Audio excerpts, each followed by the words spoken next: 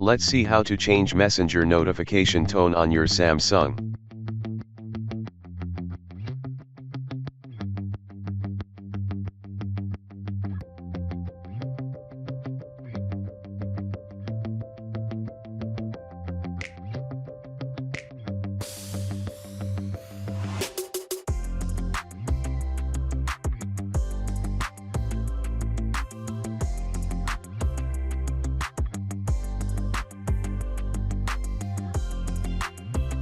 You can select Messenger tone from the list.